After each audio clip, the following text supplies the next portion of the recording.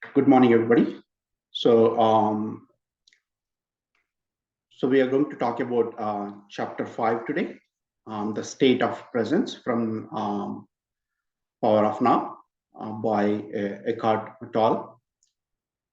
So, in this chapter, he started talking about, Manigaru has explained the 4 chapters earlier, and he's talking about the presence in this particular chapter. So when he says the presence, he has different topics under the state of presence.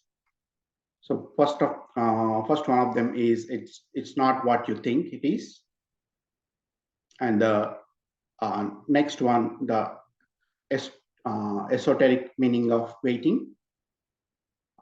We are going to there are 5 topics actually. We are going to cover 4 of them today. Then beauty arises in the stillness of your presence and realizing pure consciousness. So these are the 4 topics we are going to cover today.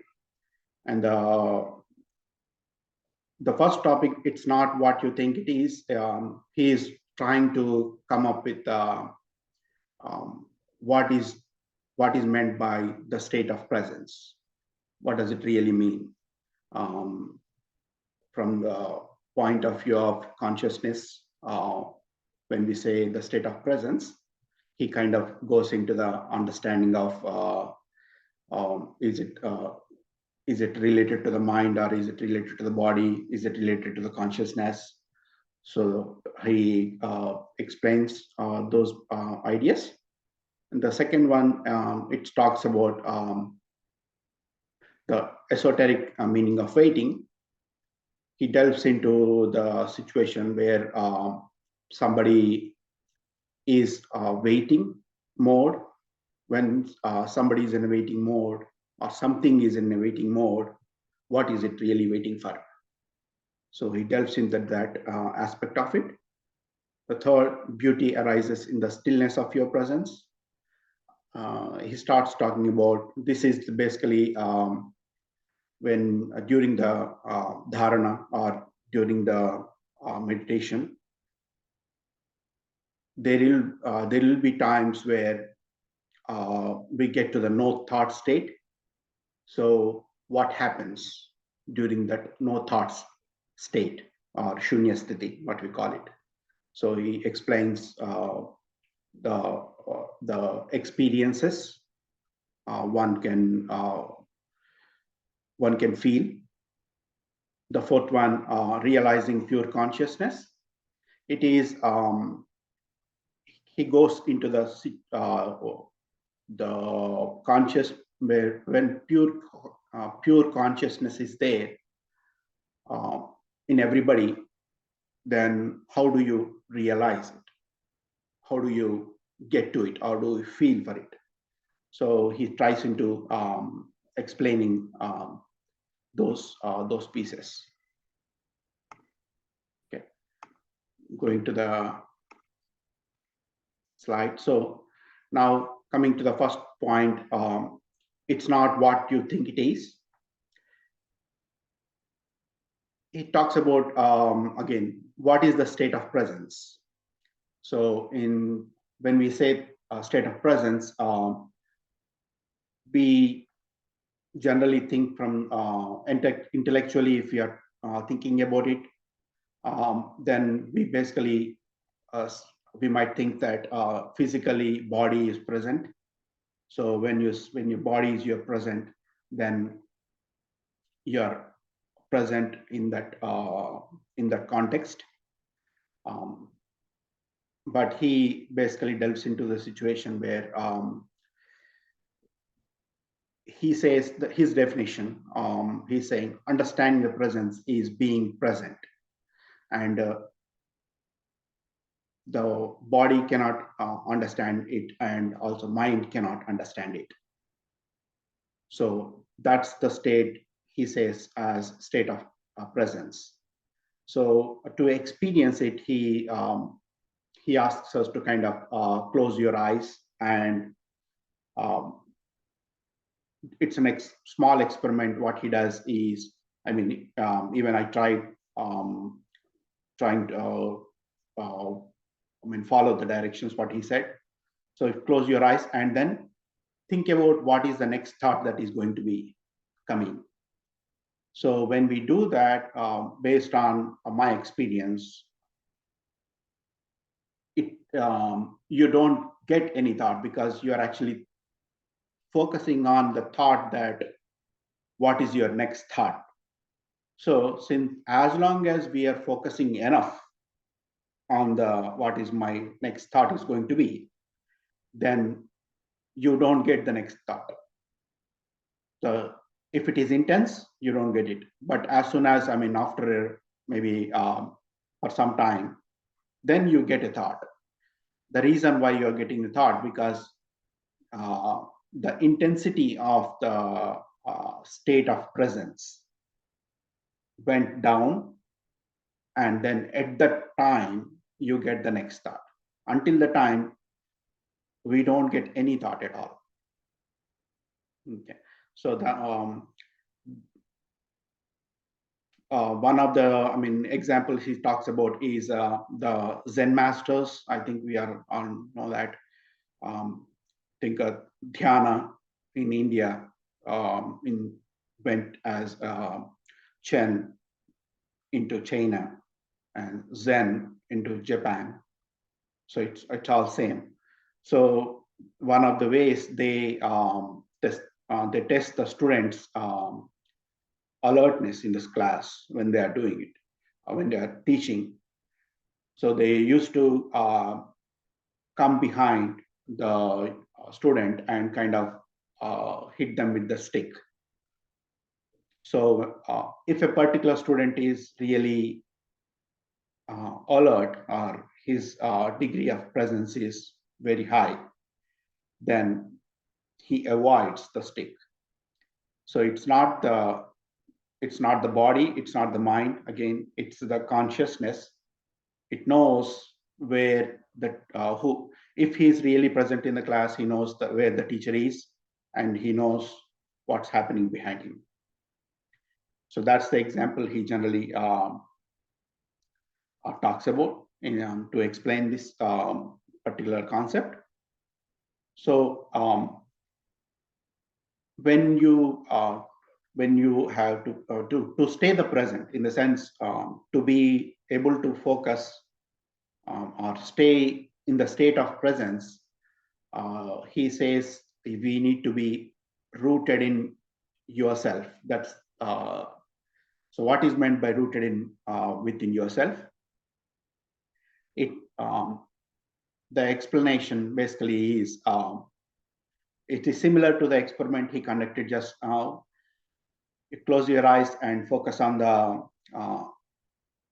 body or inner energy field of your body. It's not on the external your body. You're talking about inner energy, which means you close your eyes and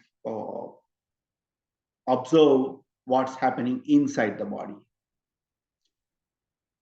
That's called rooted in yourself.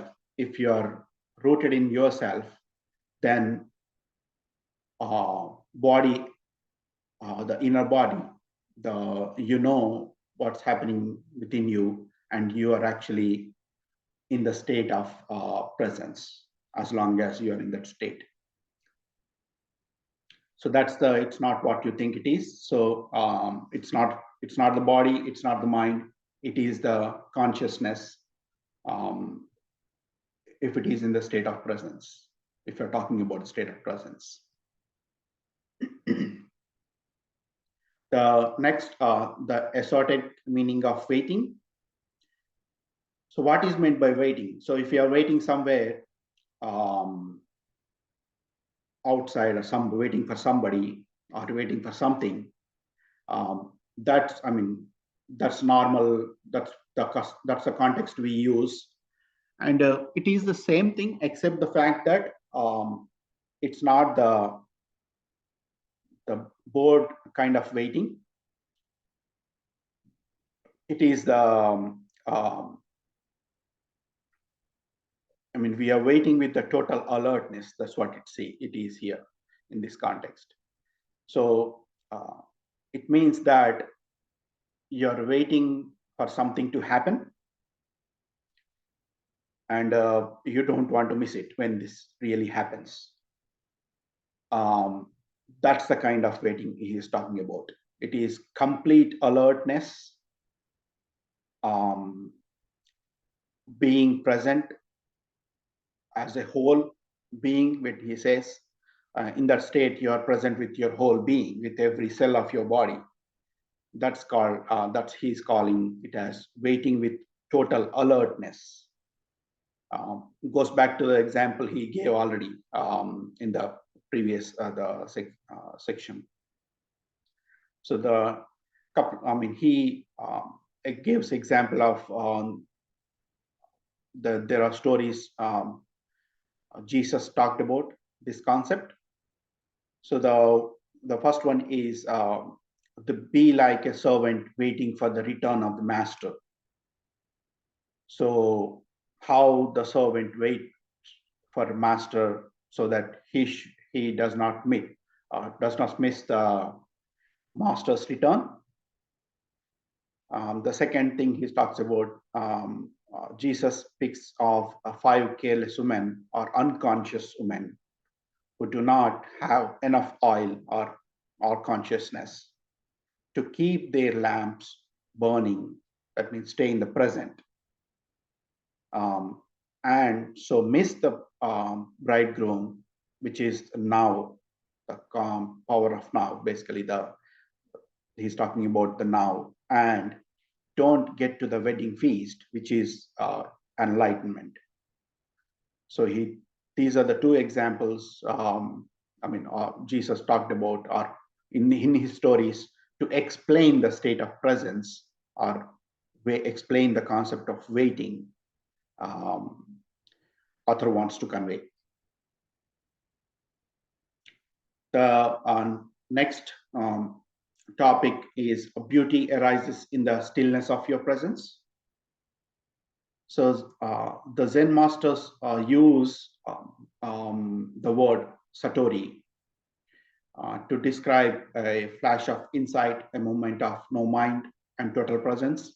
It's the Shunya Sthiti, what we call it.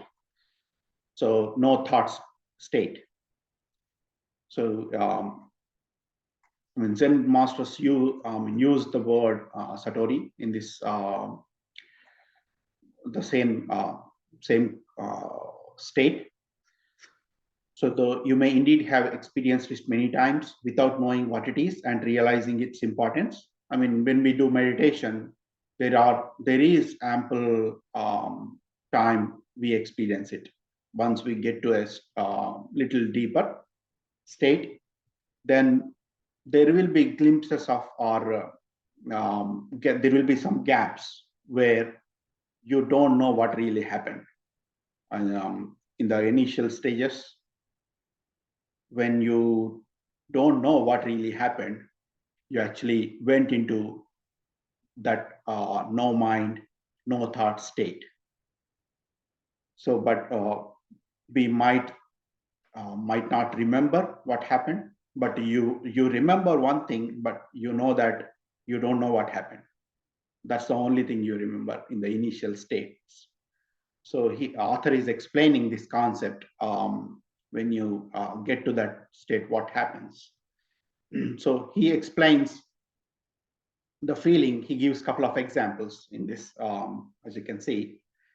So have you ever gazed up into the infinity of space on a clear night, awestruck by the absolute stillness? That means, if you're in the field, you look at the sky, you sleep on the ground, look at the sky, and focus your intensity on the sky itself. Clear night. So whatever the stillness you experience, that's the stillness you experience when you get to that state. Have you truly listened to the sound of mountains stream in the forest? So if you are if you are really in a no thought state, you hear sound of small water flowing in the forest if you're focused enough or silent enough. Okay, so these are the two examples he talks about. So most likely, I mean, people might have experienced it, but probably depending upon the sadhana of the person, so that they experience their experience differs a little bit, but it's probably only on the gaps. So somebody might experience it for only a little while, somebody might experience it for a long time. Okay. So now the last point he's talking about in this is to put down for a moment your personal baggage of problems of past and future, as well as your knowledge. Otherwise, you will see but not see, hear but not hear. So it means that you might be looking at something, but you're not really looking. You might hear something, but you're not really hearing, or you're not really listening. So that's what he is talking about. So if you are really into in the dhyanam, if you get it not enough intensity is there, you don't really you will miss it. That's what he's trying to say. To become aware of such things, the mind needs to be still. Total presence is required. So it's basically, I mean, he's trying to explain the same. So how let's go to the next slide now. Okay. So the beyond the external beauty, there is some deep inner holy essence. Whenever and wherever there is beauty, the inner essence shines through somehow. He's talking about when you are in the stillness. While you are in the stillness, you are actually explaining or experiencing it, the beauty of inner self. We are not talking about the external beauty here. It's the bliss state he is talking about. So when you get to that state, the kind of bliss you experience, that's the beauty he's talking about. So it only reveals itself to you when you are present. When you are saying, when it is you are present, he's talking about the consciousness. So would it be that this nameless essence and your presence are the one and the same? So, I mean, there is no, the words cannot really explain it. It is, everybody has to find out themselves. It is, yes, the nameless essence and your presence, it is exactly the same thing. Okay. So when you experience those moments of presence, you likely didn't realize that you were briefly in a state of no mind, thoughtless state. Satori may only have lasted for a few seconds before the mind came in. Otherwise, you would not have experienced beauty. So once if you are in the Satori state, then you would have, it might be for a few seconds, it might be for minutes, depending upon how the individual person, depending upon the sadhana he had done before. So he will definitely experience it. You don't miss it. The wider the time gap between the perception and thought, the more depth there is to you as a human being, which is to say, the more conscious you are. So the more conscious you are, the better the experience is. Many people are so imprisoned in their minds that the beauty of nature does not really exist for them. So we live in such a mind-dominated culture. They are never in touch with that place within where true creativity and beauty arise. So this is, he is again talking about the impact of the the presence, the importance of presence, the state of presence. If you are um, in the state where you are not really focusing much on any of this, you will not be able to experience it. So and he is giving the example, like, look at our urban landscapes and industrial wastelands. So no civilization has ever produced so much ugliness. So if you are not in the state of presence, if you don't understand the beauty of, if you have not experienced the beauty of inner self, um, you cannot. If you are beautiful inside, it shows outside, it expands outside too. So he's he's trying to give the examples. If it is inside is not beautiful, outside cannot be beautiful. Okay, so even if it appears beautiful, for example, he gives somebody says what a pretty flower. Yeah, he actually talks about. So it means that you are only looking at the external beauty of the flower. The person is not really experiencing the flower, the essence of the flower. It's the holiness of the flower. Is only looking at the external beauty of the flower, and which does not exist, does not stay for long.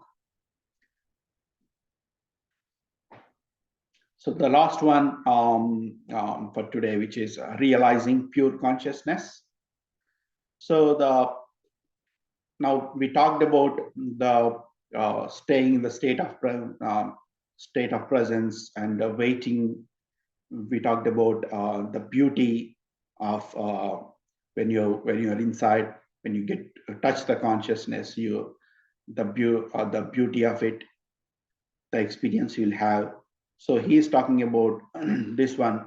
How do you really see it? How do you realize it?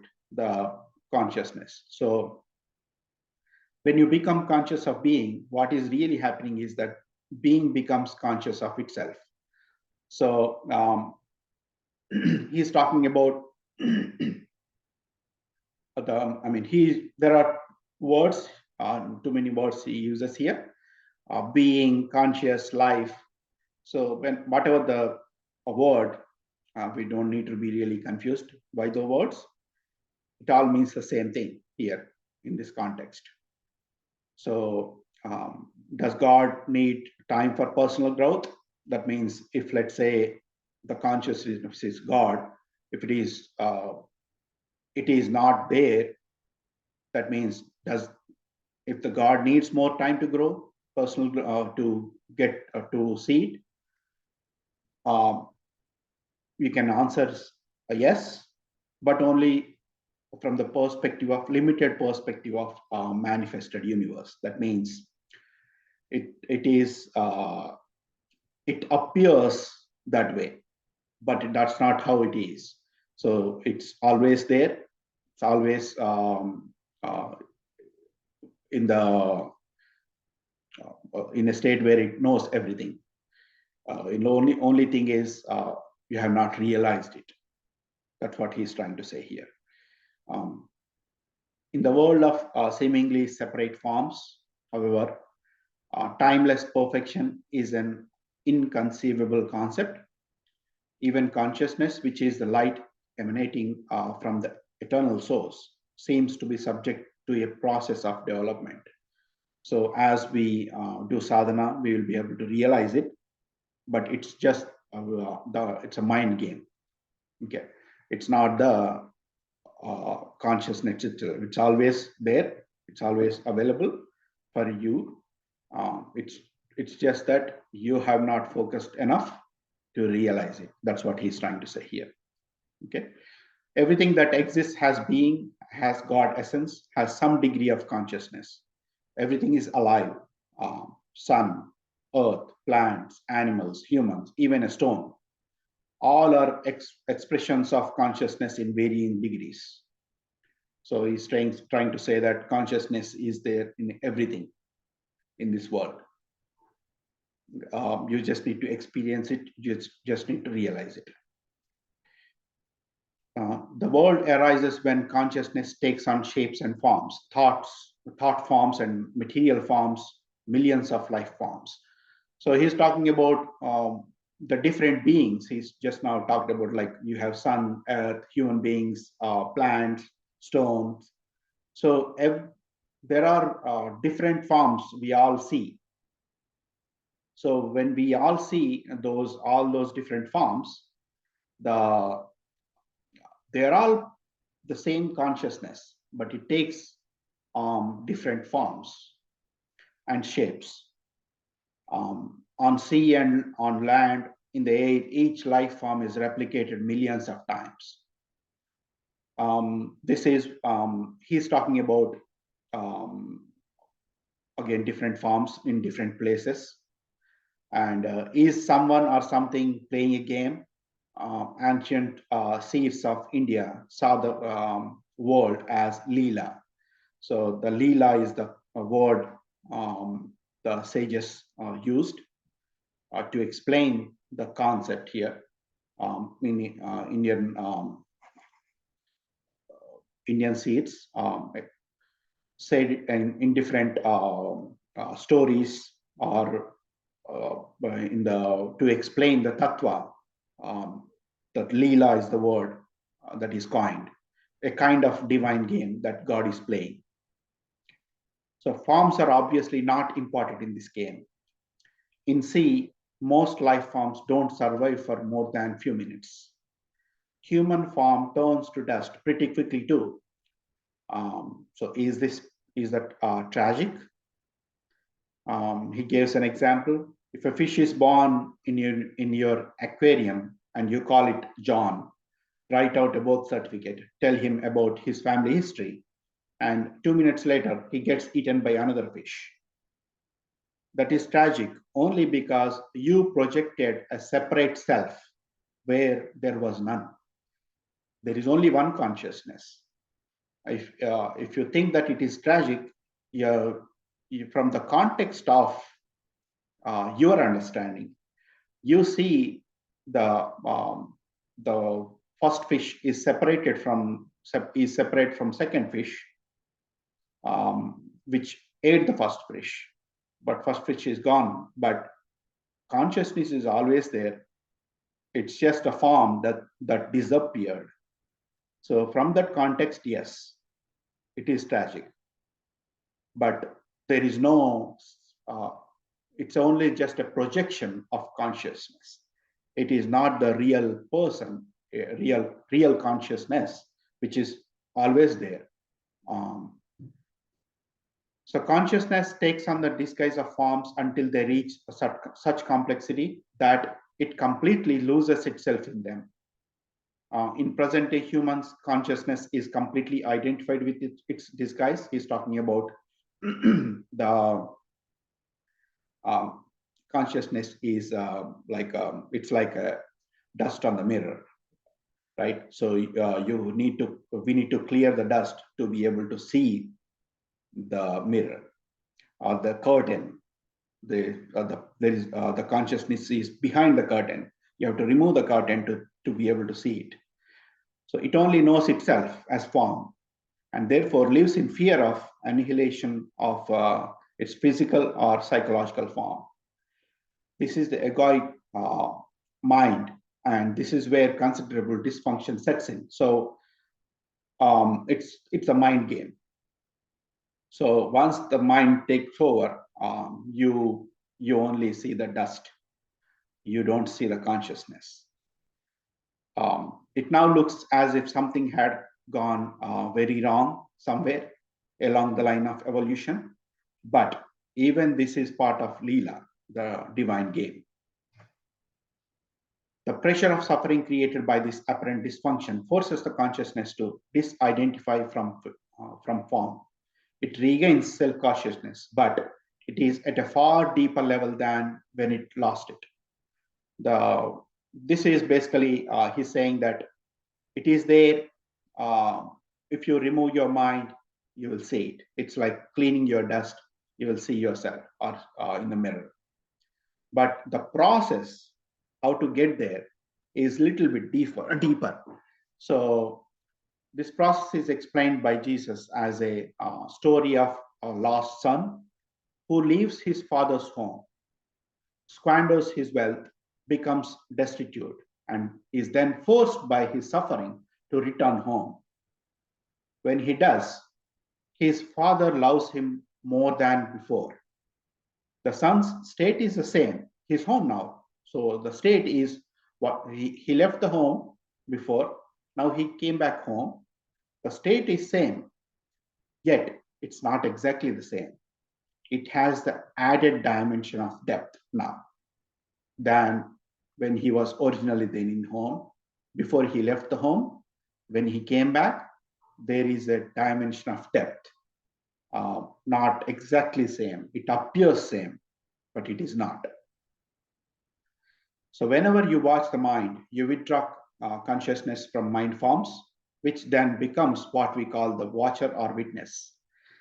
So the watcher, pure consciousness beyond form, becomes stronger and mental formations become weaker. Through you, consciousness is awakening out of its dream of identification with form and withdrawing from form. So it's talking about when you're actually in the meditation dharana. So there is a somebody witnessing is what's happening. So that's the concept he is trying to explore here. So when consciousness frees itself from its identification with physical and mental forms, it becomes what we may call pure or enlightened consciousness or presence. So this, it's like you are going from forms to formless. So the transition of going from forms to formless. So identify yourself with a form or identify something with a form to formless. When that happens, you see consciousness everywhere in all the forms because only one consciousness exists. So this has already happened in a few individuals. We know some realized beings. They talked about similar things. And it seems this time to happen soon on a much larger scale, as long as humans are out of egoic mode of consciousness and stop identifying themselves with their mind and run by their mind. So he's talking about go beyond mind. So when you go beyond mind, when you touch the consciousness and you will not identify anything with the form. So conscious, he becomes one, and there is only one. All the forms gets dissolved, and then there is only formless consciousness. Once you touch it, we see the same consciousness in every form we see. That's the transition he's talking about. Already for most humans, the only respite they find from their own minds is to occasionally revert to a level of consciousness below thought.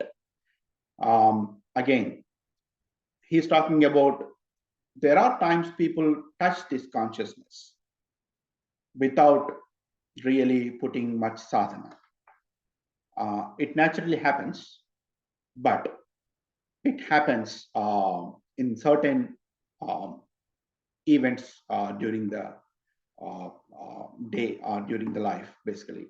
Every night during the sleep, it happens. It also happens to some extent through sex, alcohol, or drugs that suppress excessive mind activity, because these have the ability to go beyond mind. When you go beyond mind, you touch the same thing, except the fact that it is it's a temporary thing. So author believes that if deprived of drugs, large part of the population would become danger to themselves and others. So if you're deprived of drugs or alcohol or sleep, then if you lack of sleep, if you then it's dangerous. Basically, he becomes dangerous to themselves, also for the others. The drugs, of course, simply keep you stuck in dysfunction. So it's a you are in the dysfunction because you're not really. It's a temporary. It keeps you there temporarily, and then once it is gone, your mind comes back. While individual users may get some relief from the daily torture inflicted on them by their minds, they are prevented from generating enough conscious presence to rise above thought and so find true liberation. Falling back to the level of consciousness below mind, which is a pre-thinking level of our distant ancestors and of animals and plants, is not an option for us. So what he's talking about is the level of consciousness goes below mind. We do not want to go there because we have evolved over a period of long, thousands of years. So, and from plants, from stone, minerals, plants, to animals, and to humans. So the evolution really has happened, and we are now here. So we do not want to go back to the stones again. If the human race is to survive, it will have to go on to the next stage.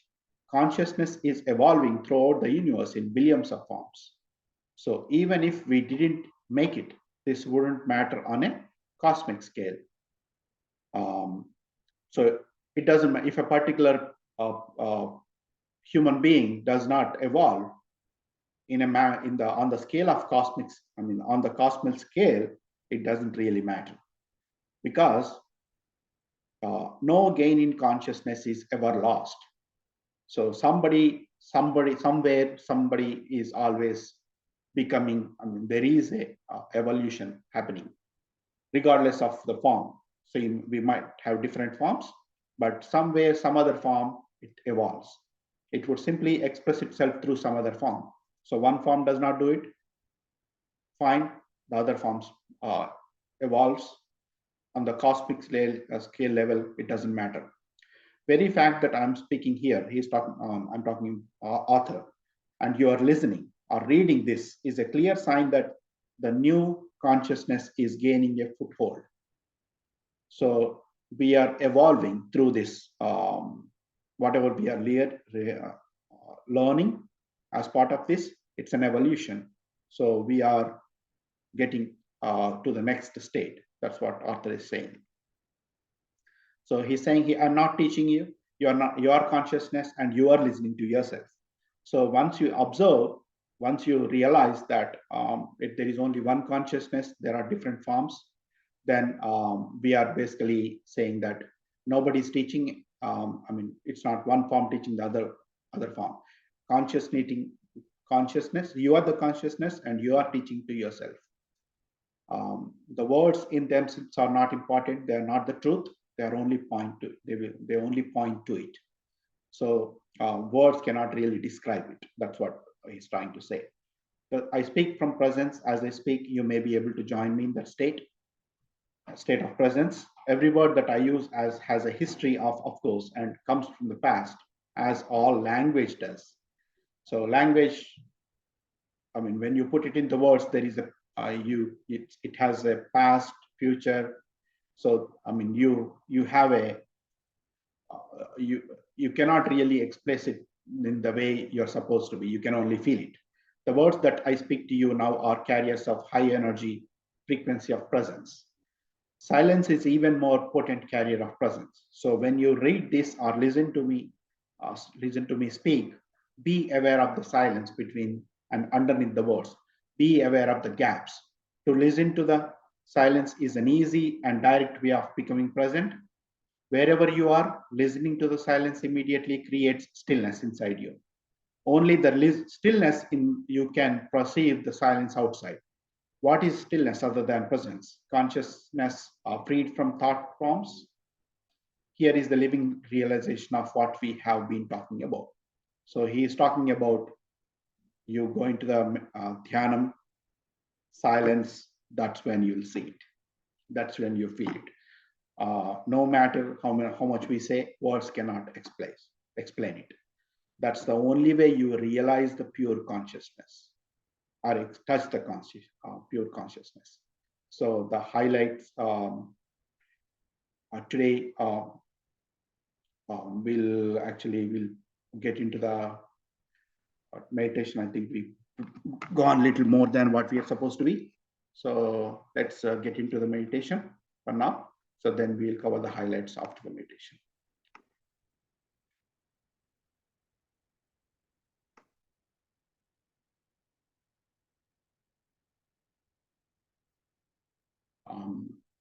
Clasp your hands, cross your legs.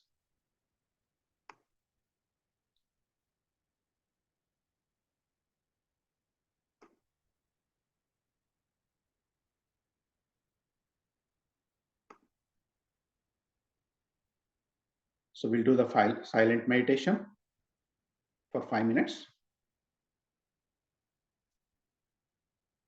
Try to get to the things which author is talking about. Try to feel.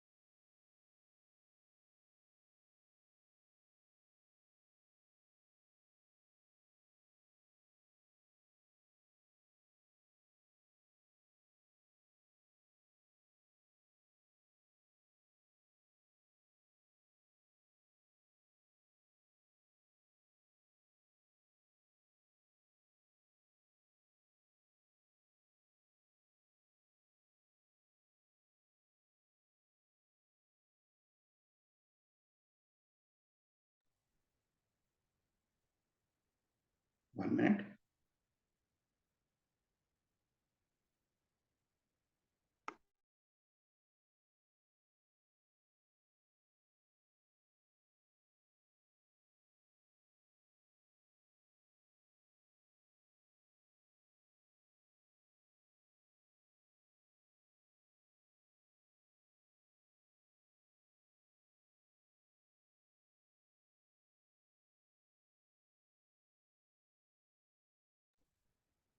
Thirty seconds.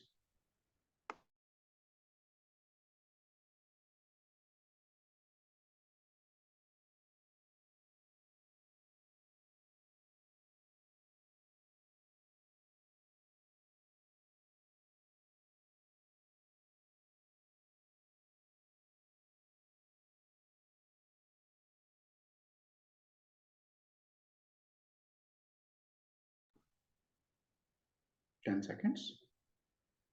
10, 9, 8, 7, 6, 5, 4, 3, 2, 1. Open your eyes. Put your hands on your eyes first and open your eyes. Look at the palms.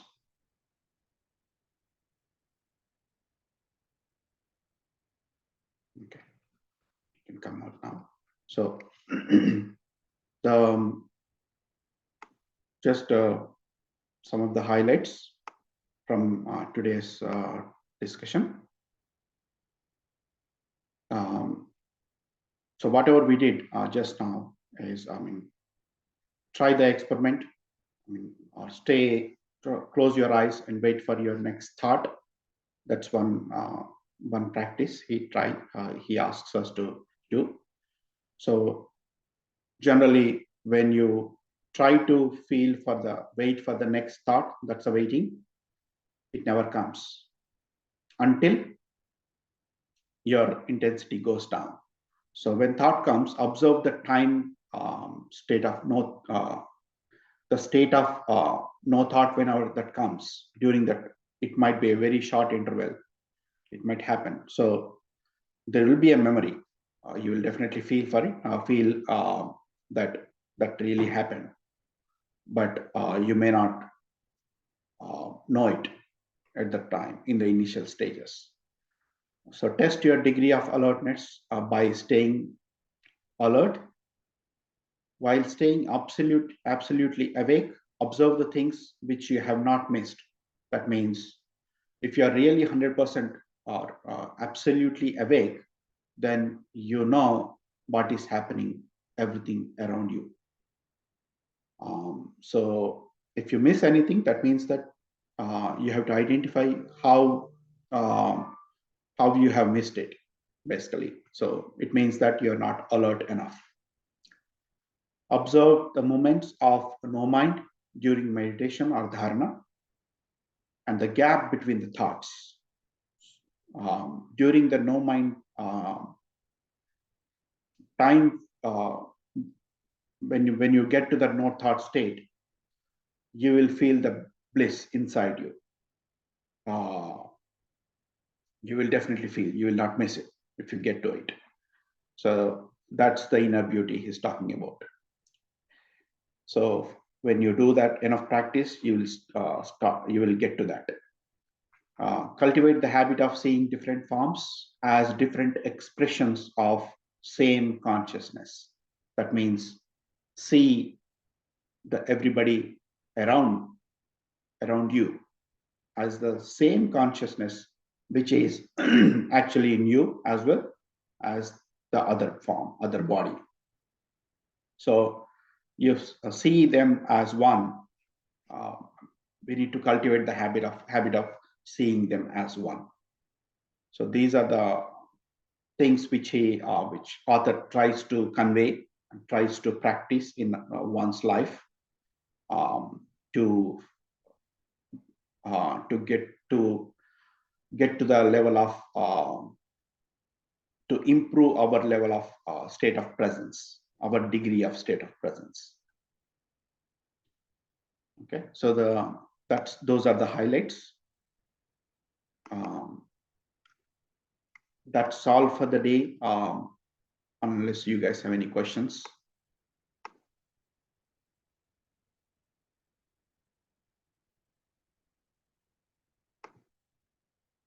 Okay, so we can stop here. We'll meet again at the same time tomorrow and continue with the chapter 5, and we get into the chapter 6 tomorrow.